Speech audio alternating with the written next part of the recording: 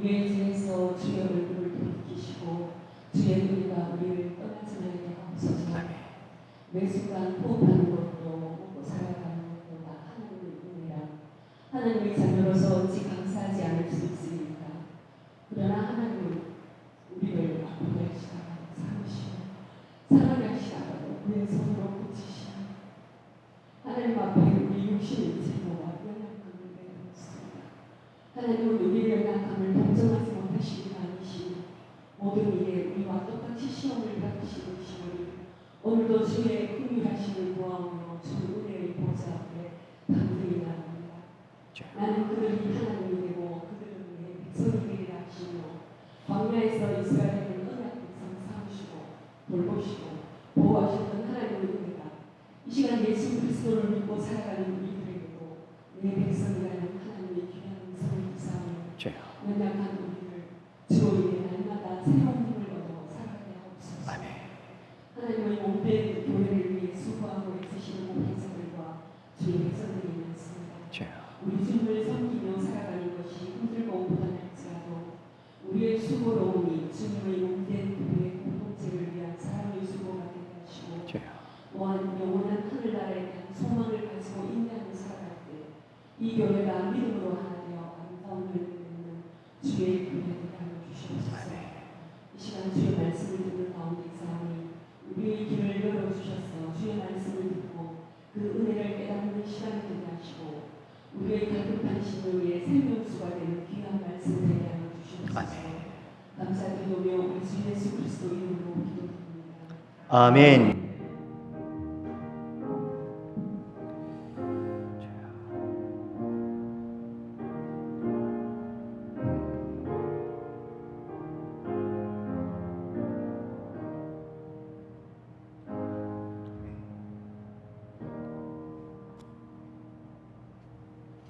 오늘 우리가 함께 나누실 말씀은 고린도후서 5장 1절로 8절까지 말씀입니다. 고린도후서 5장 1절로 8절까지 말씀, 제가 가진 성경으로 신약 성경 267쪽에 해당이 됩니다. 신약 성경 267쪽 고린도후서 5장 1절로 8절 말씀입니다. 예수님의 중보 사역의 유익, 그 중에서도 죽을 때의 유익, 즉 예수 그리스도의 구속의 사역, 중보 사역으로 말미암아 구원받은 하나님의 백성인 성도들이 죽을 때 어떤 유익을 얻게 되는가에 대해서 오늘 우리가 배워보려고 합니다. 1절로 8절 교독하면서 한번 읽어가겠습니다. 1절입니다. 만일 땅에 있는 우리의 장막집이 무너지면 하나님께서 지으신 집 곧 손으로 지은 것이 아니요 하늘에 있는 영원한 집이 우리에게 있는 줄 아느니라.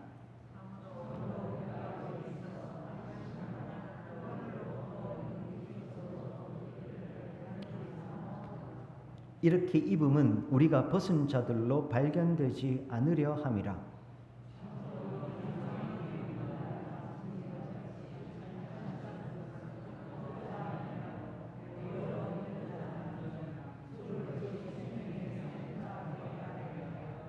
곧 이것을 우리에게 이루게 하시고 보증으로 성령을 우리에게 주신 이는 하나님이시라.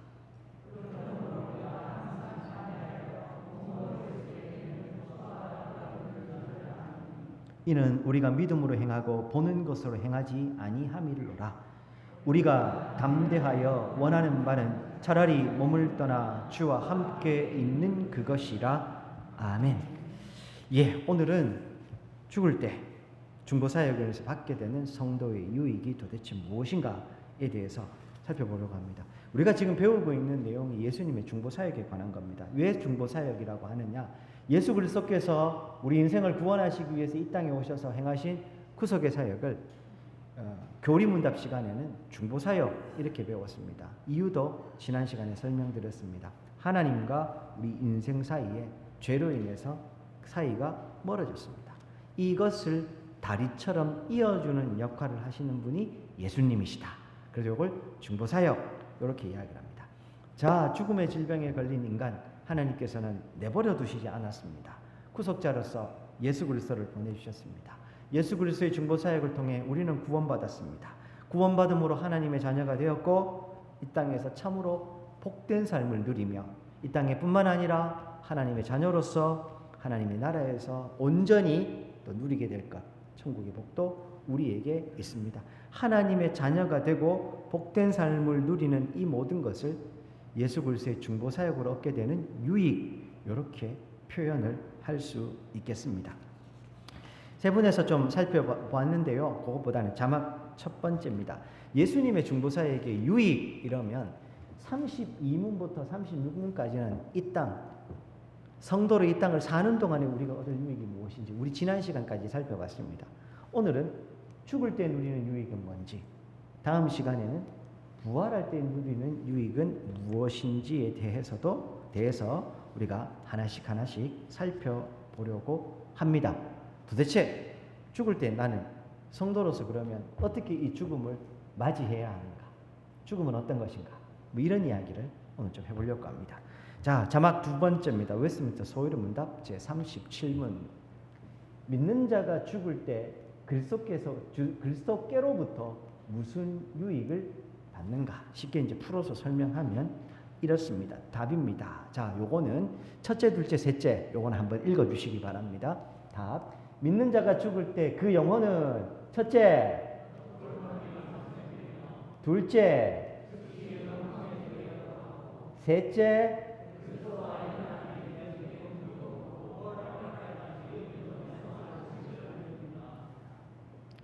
하나씩 우리가 좀 살펴보려고 합니다. 마지막 이 부분이 재밌습니다. 그리스도와 연합이 유지된 몸이라고 합니다. 몸은 죽으면 다 썩어서 다 없어지는데 어떻게 그리스도와 연합이 유지됩니까? 이 부분도 뒤에 가서 좀 설명을 해드리려고 합니다. 그 유지된 몸은 부활할 때까지 무덤에서 안식을 누린다. 이렇게 이야기를 하고 있습니다. 자, 하나씩 좀 설명을 좀 해보려고 하는데 자막 세 번째입니다. 죽을 때 유익이라고 제가 이렇게 답을 좀 달았습니다. 질문을 달았습니다. 죽음보다 인간에게 더 큰 절망은 없습니다. 맞죠? 인간이 경험할 수 있는 가장 큰 절망, 죽음. 심지어 아무리 흉악한 범죄자들이라도 그 범죄자들에게 내려지는 인간이 내리는 최후의 벌이 뭐냐면 사형, 죽음입니다. 심지어 범죄자들이 있어도 이 사람이 죽으면 공소권 없습니다. 그 사람의 죄를 물을 수도 없고 죄를 묻지도 않고 사라져 버립니다. 죽음 앞에는 어떤 희망도 없다고 심지어 인간 철학자들은 이야기를 합니다. 그런데 성경만은 죽음 앞에 성도에게는 유익이 있다. 이렇게 가르치고 있습니다. 사랑하는 여러분, 이게 바로 우리 기독교가 세상에 여하한 어떤 사상이나 종교와 다른 근본적인 차이점입니다. 죽음을 대하는 태도, 죽음을 바라보는 관점. 기독교에서 죽음은 절망이 아니고 구원의 완성을 향해 나아가는 하나의 관문으로서 이해를 됩니다. 자막 네 번째입니다. 그러면 죽을 때의 유익은 누구로부터 오는가? 우리 이미 37문 질문과 답에 있었습니다. 누구로부터 오겠습니까? 그리스도로부터. 그리스도를 통해서. 근데 예수님과 우리와의 관계를 누가 이어주십니까? 예수님의 행하신 구속의 사역이 우리에게 누가 적용시켜 주십니까? 성령님. 예수 그리스도와 우리를 연합하게 하신 사역을 누가 하십니까? 성령님. 즉 우리가 죽을 때 구속의 유익은 예수 그리스도에게서 예수 그리스도로부터 옵니다. 그러나 그 예수 그리스도가 행하신 그 일이 우리에게 유익을 얻기 위해서 성령께서 중간에서 그 역할을 하신다. 그래서 그리스도와 연합전자들이 효과적인 부르심 안에서 성령의 적용하심으로 그 유익을 얻게 된다. 이렇게 좀 기억을 하시면 되겠습니다. 자막 다섯 번째입니다. 자, 죽을 때의 유익이라고 말할 때는요. 아까 우리 세 가지 질문이 있었는데 첫 번째, 두 번째가 영혼과 관련된 거고 세 번째가 육체와 관련된 겁니다. 그래서 죽을 때의 유익은 두 가지 영혼과 몸으로 나누어서 설명을 해야 됩니다. 영혼은 어떻게 된다고 했습니까? 첫 번째가 무엇이었습니까? 거룩함이 완성된다. 이게 무슨 의미일까? 거룩함이 완성된다니. 자, 예수 그리스도를 구주로 영접하여 하나님의 백성이 된 순간부터 우리에게는 성화의 거룩하게 되어지는 삶이 시작됩니다. 맞습니까? 칭의와 양자와 성화 배웠지 않습니까? 그때부터 우리는 이제 성화의 삶이 시작됩니다. 성화의 완성이 언제입니까? 영화라고 말하죠. 하나님 앞에서는 그때입니다. 즉 성도에게 성화의 완성은 이 땅에 있는 이 생에서만 성화가 있고 죽은 저 세상에서 성화는 없습니다. 성도의 죽음은 성화의 완성입니다. 이 땅에서 성도들 각자의 성화에는 차등이 있습니다. 차이가 있습니다. 성화의 정도가 이 사람과 저 사람이 다르다는 거죠. 그러나 죽음의 순간에는 그 성화는 차이가 없어서 성화가 완성되며 하나님 앞에 서게 되는 겁니다. 이 땅에서 어떤 수준의 삶을 우리가 살아왔던지 간에 완전하게 거룩하게 되는 겁니다. 왜 그럴까요? 성화 또한 인간의 일이 아니라 성령 하나님의 일이기 때문에 그런 겁니다. 물론 인간과 사람과 함께 성령께서 상호작용하시면서 역동적으로 반응하시면서 일하시지만 근본적으로 이 주도권은 성령께서 가지고 계시기에 이 땅에서 성도 각자의 성화에는 차등이 있지만 하나님 앞에서는 죽음의 그 순간 우리의 성화는 완성되고 하나님 앞에 모두가 다 함께 서게 되는 겁니다. 성화의 완성 없이 하나님 앞에 대면하여 서는 인생은 없습니다.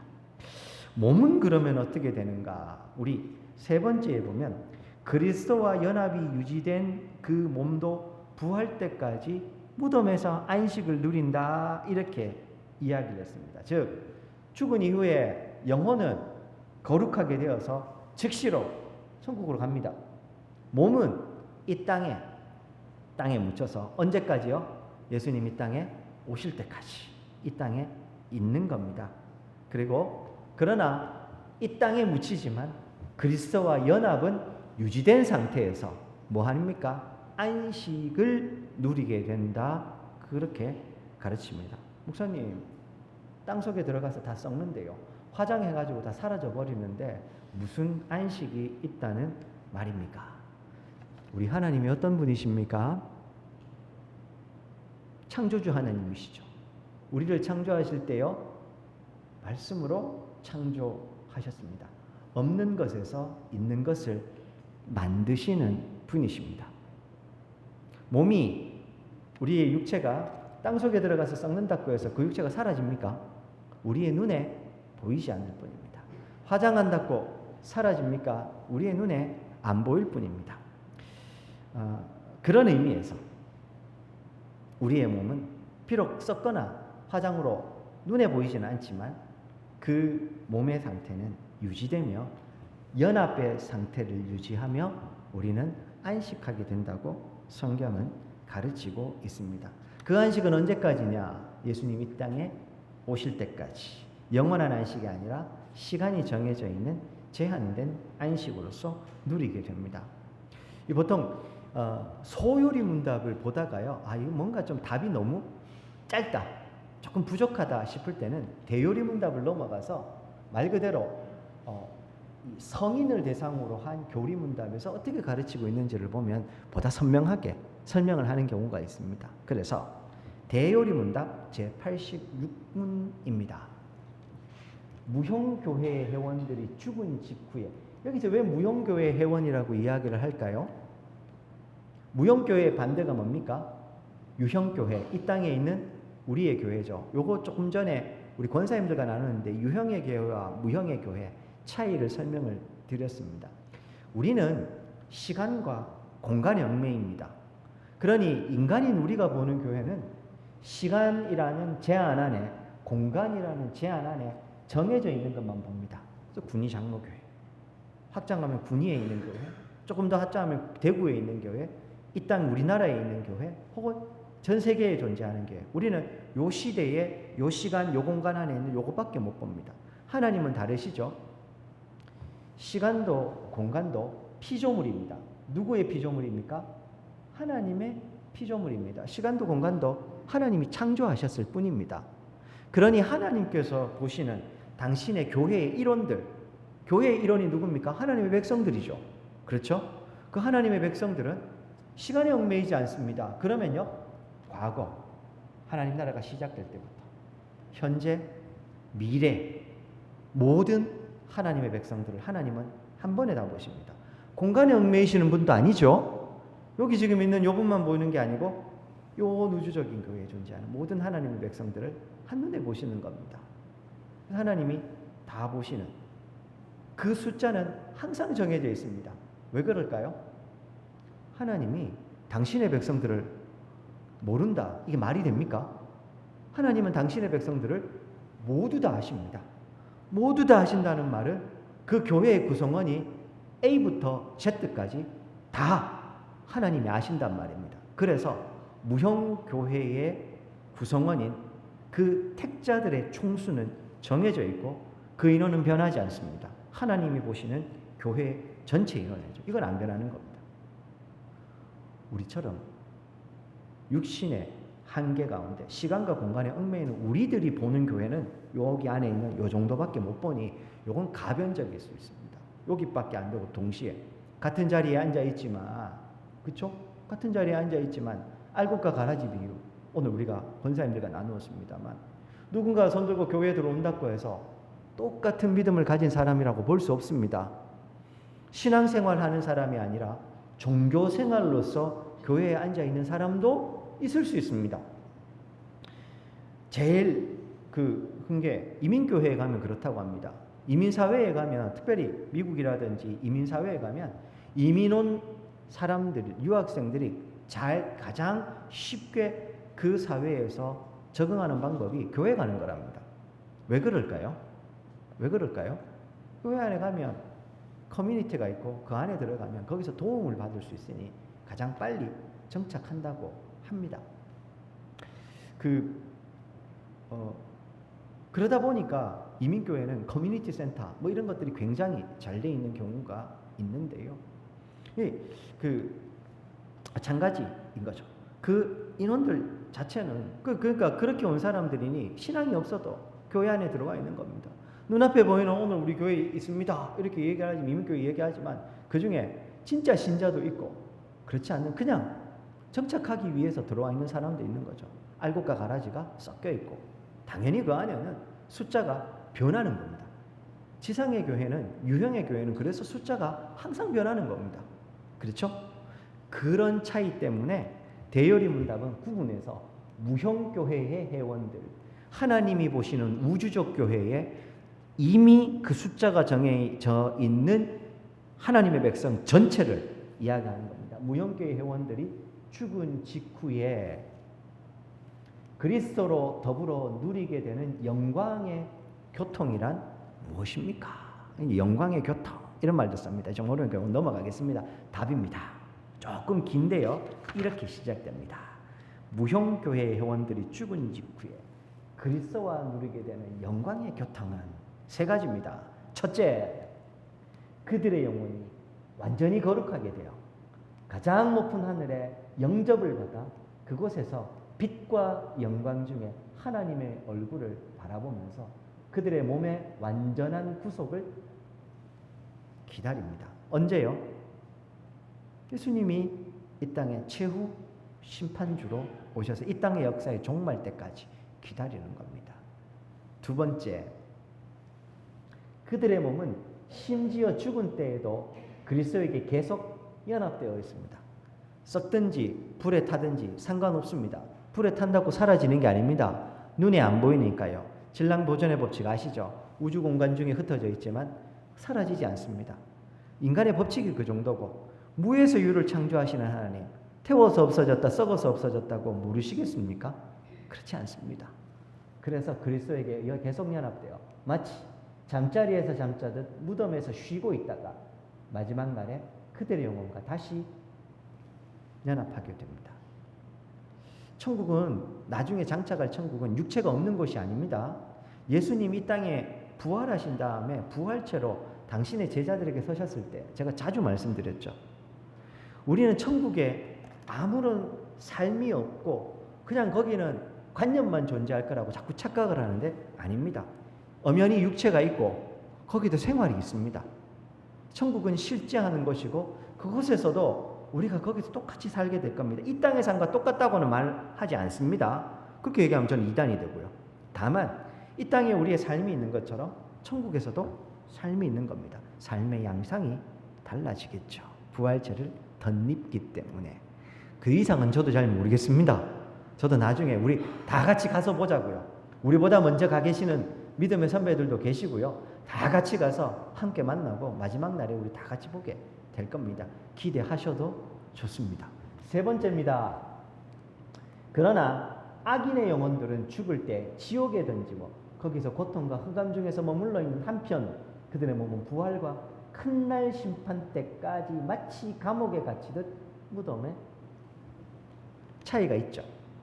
우리는 그때까지 안식하게 된다고 하는데 악인의 영혼들은 무덤에 갇히듯 그렇게 예수님 이 땅에 오실 것을 기다리는 상태가 된다.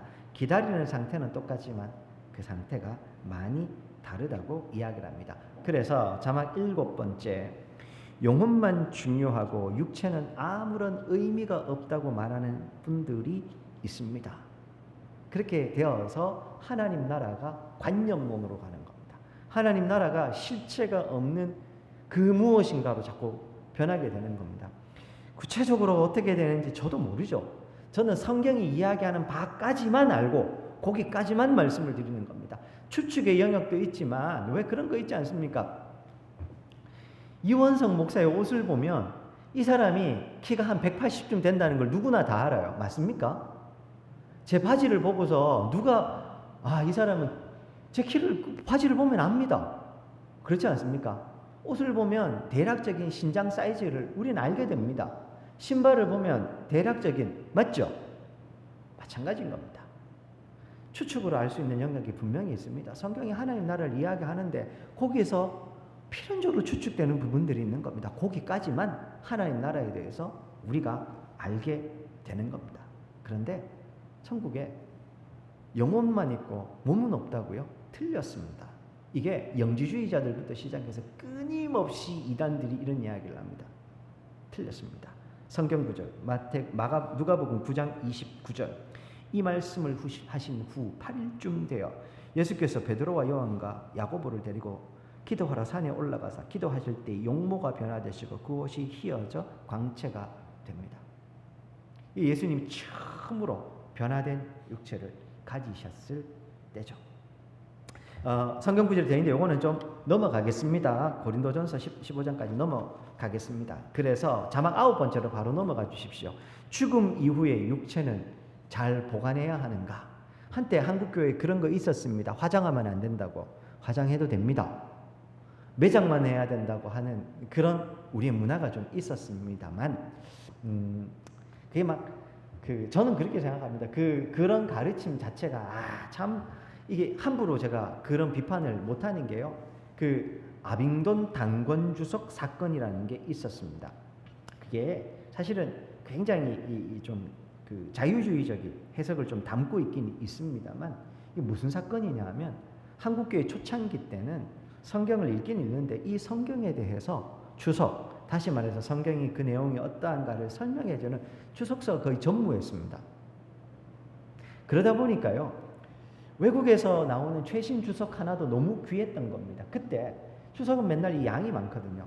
아빙던 당권 주석 말 그대로 한 권으로 된 주석이 나온 겁니다. 자유주의 개념을 담고 있어서 된다 안 된다 되게 갑론을박이 있었습니다.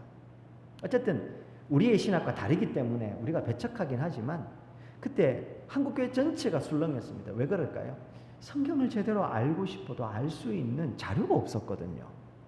그러다 보니 그 한 권이라도 번역된 게 너무 귀하다. 그걸라도 우리 보고 성경 공부 좀 하자 이렇게 된 겁니다. 제가 무슨 말씀 드립니까? 신학은 점점 발전합니다. 저는 사실은 따닥 치면은 주석서들이 막 있습니다. 서점 나가 보십시오.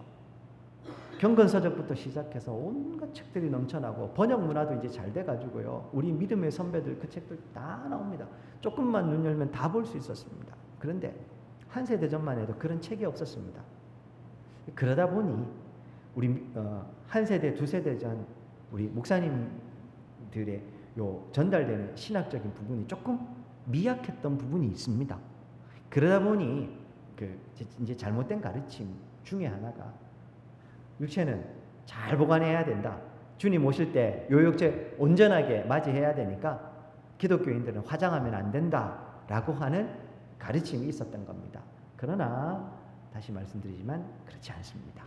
무에서 유를 창조하시는 하나님, 있는 것도 없게, 없는 것도 있는 것으로 부르시는 하나님이심을 기억하시면 아무 의미 없습니다.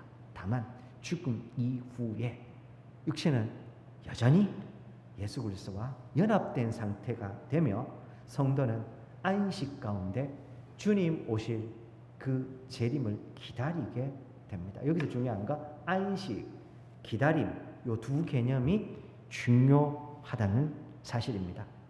여기까지만 말씀을 드려도 이 죽음에 대한 우리의 관점이 좀 바뀌시죠. 그래서 우리 보통 추도식이라고 하는데 성도는 기본적으로 우리 믿음 안에서 먼저 앞서가신 우리 아버님이나 어른들 할 때 추도라는 표현보다는 추모라는 표현을 쓰는 게 더 합당하다고 가르칩니다. 왜요? 추도는 슬픔의 강조점이 있습니다. 추모는 그리워하며 또 동시에 사모한다는 데 좀 강조점이 있습니다. 우리는 굳이 얘기하자면 앞서간 우리 믿음의 선배들 슬퍼하는 게 아니죠. 그렇죠? 그리움 가운데 다시 만날 날을 기다리는 것 아니었습니까? 그래서 추모라는 표현을 쓰는 게 더 맞을 것 같습니다. 그래서 자막 10번에 보면 장례 문화에 대해서 뭐 죽은 자의 한을 달래준다, 이것도 옳지 않습니다. 제가 몇 번이나 자주 설명을 드려서 이제 아시는 분은 아실 텐데 상가에 가셔서 명복을 빕니다 이런 표현을 쓰시면 안 되는 이유, 그것도 제가 말씀을 드렸죠. 명부에서의 복은 우리에게 이제 필요가 없습니다. 명복 빈다는 말 자체가 명부에서 복이 있었으면 좋겠다 그 말입니다. 우리에게는 명부의 복이 필요가 없습니다. 이미 이 땅에서 예수 그리스도를 만남으로 지극히 복된 상태에 있는 거고, 우리에게 죽음은 절망이 아닙니다. 우리에게 죽음은 성화의 완성으로서 주님 앞에서는 영광스러운 죽음인 겁니다. 그러니 명부의 복 필요가 없는 겁니다. 그리고 그 연장선에서 우리의 장례 문화도 좀 바뀌어야 될 부분들이 분명히 좀 있을 것 같습니다. 그러니까 그 부분에 대해서는 뭐 제가 가지고 있는 생각도 있지만 이거는 좀 생략하겠습니다. 그러나 그럼에도 불구하고 한번 고민해 주시면 좋겠습니다. 장례가 어떻게 진행되면 좋겠는가? 한 가지만 좀 덧붙이자면, 우리 믿음의 선배들은 특별히 우리 헌법에도 장례에 관한 한 도리의 오해가 없도록 장례에 설교하고 가르치라, 이런 원칙이 있습니다. 여기서 도리의 오해, 하나님의 말씀이 지향하는 바를 넘어서면 안 된다는 거겠죠. 잘못 가르치면 안 된다는 건데, 잘못 가르치는 대표적인 게 뭘까요? 고인의 평소의 업적, 고인이 평소에 얼만큼 잘했는지 그를 높이는 것. 장례식에는 고인의 업적이 읊어지면 안 되고 하나님의 은혜가 나누어져야 되는 겁니다. 그렇죠? 그래서 그 연장선에서 저는 나중에 장례식 안 할 생각입니다. 필요도 없고, 우리 믿음의 선배들은 장례를 아예 처음부터 개인의 일로 규정을 짓고 있습니다만, 어쨌든 그거는 뭐 조금 논예로 하더라도요. 그러면 또 우리가 늘 주의해야 될 게, 자칫 잘못하면 고인의 업적을 자랑하고 이분이 그래도 이렇게 했다, 신앙의 사표를 삼아서 그렇게 가면 안 됩니까? 맞습니다.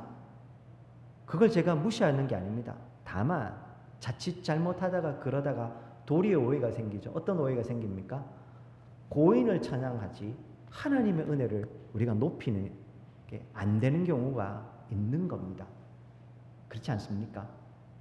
주의를 좀 기울여야 됩니다. 다시 말씀드립니다. 이렇게 해야 된다, 이건 틀렸다가 아니고, 장례에서 우리가 진짜 나누어질 이야기가 무엇일까? 우리 성도님들 같으면 내 장례식에서 이 장례가 어떻게 치루어지기를 기대하는가 한번 머릿속으로 생각해 보십시오. 이것도 우리가 좀 하나씩 좀 생각해 보아야 될 것 같습니다. 그래서 늘 제가 장례식에 가면 고인의 신앙의 유산에 관한 이야기를 드리고 하는 겁니다. 11번째 연옥에 대해서 시간이 좀 가니까요.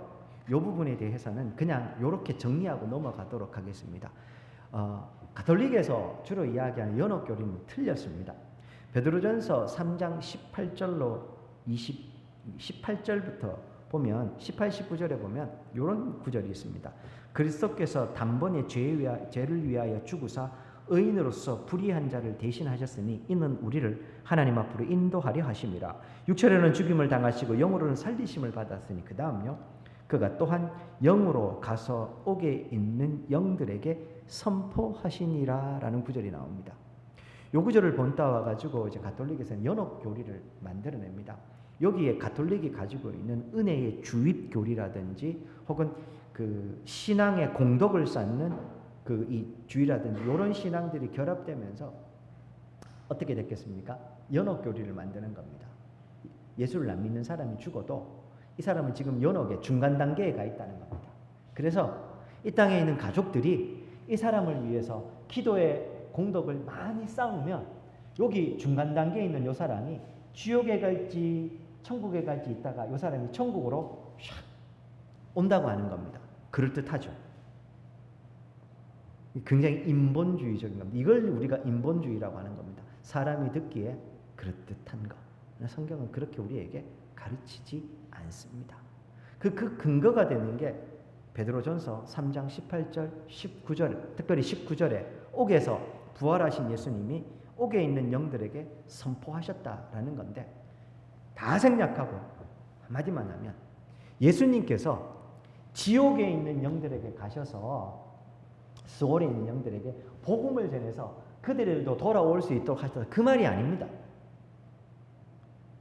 베드로전서 3장 19절은 뭐냐 하면 예수님이 부활하시기 전에 죽으신 다음에 부활하시기 전까지 뭐 하셨겠습니까? 지옥에 있는 영들에게 가셔서 복음을 전하신 게 아니고 예수님 당신이 사망의 권세를 이기셨음을 선언하신 겁니다. 하나님의 모든 피조세계 안에서 창조주 당신께서 이제 그 사망의 권세를 이기시고 모든 것들을 회복하셨음을 선언하시는 겁니다. 그 선언의 과정 중 옥에 있는 영들에게도 그걸 선언하신 겁니다. 그렇게 이해를 하셔야지 그런 이해되는 여러 단계들의 관점이 있는데 많이 좀 복잡하니까 오늘은 이 부분은 생략하도록 하겠습니다. 그래서 뭐 지옥 강화설 있는데 그 부분도 뒤에 가서 오늘은 좀 생략하도록 하겠습니다. 마지막 자막 14번째 좀 해주십시오. 죽을 때의 유익을 묵상하며 하나님의 나라에 대한 소망을 굳건히 붙잡는 성도들. 사랑하는 여러분, 죽음은 모든 사람에게 두려운 순간입니다. 저도 마찬가지입니다. 죽음이 두렵지 않는 사람은 누구도 없습니다. 그 거짓말입니다. 누구나 두려운 겁니다. 그러나 우리는 그 죽음과 죽음의 공포와 슬픔 너머에 있는 하나님 나라에 대한 소망까지 바라보고 붙잡은 사람들입니다. 그게 없는 사람들은 오롯이 죽음의 공포와 절망 가운데 울게 되겠지만 성도는 그 공포와 절망 넘어 하나님 나라에 대해 소망을 붙잡기에 죽음을 두려워하되 두려움에 굴복하지 않고 두려움을 넘어서는 사람들입니다. 한 걸음 더. 그래서 성도에게 죽음은 슬픈 날이 아니라 이 땅에 있는 내 가족들이나 사랑하는 사람들과 잠시 이별하니 슬픔은 맞지만 슬픔에 머물러 있는 시간이 아니라 내 이 땅의 성화의 삶이 완성되어 오매불망 꿈에 그리던 우리 주님 앞에서는 그날이 되는 겁니다. 기대하셔도 좋습니다. 우리보다 먼저 거기 가 계신 우리 믿음의 선배들 다 만나게 될 겁니다. 그리고 앞으로 나를 따라오게 되는 내 뒤에 오는 사람들을 다 함께 만나게 될 겁니다. 제 얘기가 아니고 성경이 말하는 겁니다. 우리는 그때를 소망하고 기다리는 겁니다. 그러니 성도의 죽음은 오롯이 절망이 아니라 절망 넘어 소망. 죽음은 그래서 슬픔이 아니라 성화의 완성으로서 하나님께로 나아가는 관문, 이렇게 되는 겁니다. 그런 한 점을 좀 붙잡으면 좋겠습니다. 자, 그래서 마지막 자막입니다. 사도행전 7장 55절에서 56절. 스데반이 성령 충만하여 하늘 우러러 주목하여 하나님의 영광과 및 예수께서 하나님 우편에 서신 것을 보고, 우리도 죽음의 순간 보게 될 일입니다. 말라되 보라, 하늘이 열리고 인자가 하나님 우편에 서신 것을 보노라 한데, 그들이 큰 소리를 지르며 귀를 막고 일제히 그에게 달려들어 성 밖으로 내치고 돌로 칠세, 증인들이 옷을 벗어 사울이라는 청년의 발 앞에 둡니다. 그들이 돌로 스데반을 치는데 60절, 스데반이 무릎을 꿇고 크게 불러 이르되 주여 이 죄를 그들에게 돌리지 마옵소서. 그 앞에는요, 주 예수여 내 영혼을 받으시옵소서, 이렇게 얘기하며 스데반이 죽음을 맞이합니다. 스데반만 그런 게 아닙니다. 스데반이 용맹한 사람이고 막 믿음이 특출난 사람이고, 뭐 저와 비교하면 스데반은 비교할 수 없는 그런 분위기 맞지만, 스데반이 궁극적으로 이런 모습을 보여줄 수 있었던 건 누구를 봤습니까? 부활하신 예수님이 보좌 우편에 서신 것을 본 겁니다. 사랑하는 여러분, 이건 스데반만 그런 게 아니고 우리 모두 다 이 땅의 삶을 마감하게 될 때 우리 주님이 팔 벌려서 우리를 안으시는 그 모습을 보고 주께로 나아가게 될 겁니다. 그래서 한량없는 영광 중에 우리 주님을 배우게 되는 겁니다. 죽을 때의 유익에 관해서 살펴보았습니다. 네가 죽음에 대해서 뭘 알아? 저는 잘 모릅니다. 아직도 저는 죽음을 진지하게 생각해 본 적이 별로 없습니다. 그러나 성경이 가르치는 바가 그러하다면 성도는 그 죽음에 대해서 다시 깊이 생각을 할 것이요. 그래서 성경이 이야기하는 바들을 붙잡고 오늘도 소망 안에 서는 겁니다. 그래서요, 한 질문입니다. 죽을 때의 유익이 이러할진데 나는 어떤 죽음을 맞이할 것이요? 내 자손들에게는 어떤 죽음에 관해서 알려주시고 어떤 죽음의 모범을 보여주시겠습니까? 보다 직접적으로는 장례를 통해서 훗날 어떤 신앙의 유산을 물려주시고 보여주시겠습니까? 우리가 좀 고민해보는 오늘이 되면 좋겠습니다. 오늘은 여기까지입니다. 이 소망 안에 다시 한 번 더 우리의 신앙을 굳건히 세우는 이 한 주간 되시기를 주의 이름으로 축원드립니다. 자, 우리가 오늘 함께 나누었던 이야기를 생각하면서 주님 그렇습니다.